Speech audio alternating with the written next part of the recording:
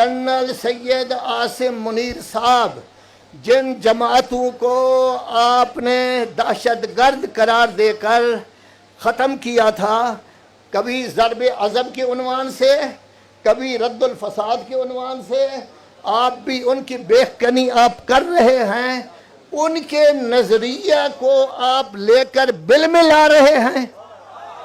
वो दहशतगर्द हैं, उनका नज़रिया ठीक है। गौर करो, गौर करो, सोचो जनरल साहब, आपने भी कब्र में जाना है, वहाँ सवाल जवाब होगा कि आया अहल बैत की मोहब्बत और कुरान की इज्जत आपके दिल में थी या नहीं। आप हाफिज कुरान हैं, जिनको दहशतगर्द करार दिया उन्हीं के नजरे को। और मैं अपनी तरफ से नहीं कह रहा, आपका वजीर मजहबी उमूर ने कहा था आज फलां की रूह खुश होगी, आज फलां खुश होगा, सब उनका नाम लिया था। आपसे पहले जनरल गुजरे हैं, एक का नाम था जनरल ज़ियाउल हक।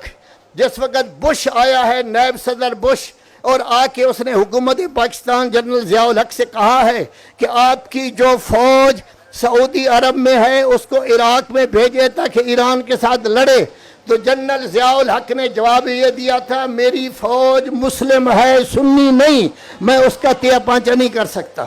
तो उसने तो अपने आप को मुस्लिम करार दिया था।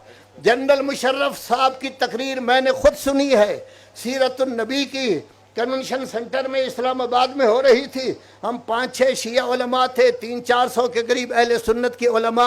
उसने कहा जी एक गैंग बना हुआ है कराची में, आलिम दीन उसका सरपरस्त है, 7 लोगों को कत्ल किया है। उलमा अहले सुन्नत खड़े हो गए, कौन? उसने कहा ये लश्कर जंगवी वगैरह वगैरह, TNFJ ने तो कुछ भी काम नहीं किया, कोई ऐसा काम नहीं किया।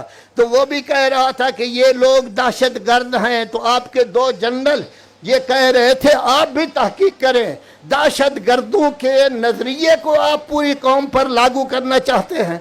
और आखिरी बात मेरी ये है कि ये दर हकीकत बिल जो है, ये बिल दर हकीकत शियों की आवाज़ को ख़त्म करना है, आज़ादी को ख़त्म करना है, उनकी पुश्त पर हमला है, सब कुछ है। हम हर किस्म की मार खाएंगे, हर काम करेंगे, लेकिन जो हक है उसको कहेंगे कहेंगे कहेंगे, कभी नहीं रुकेंगे।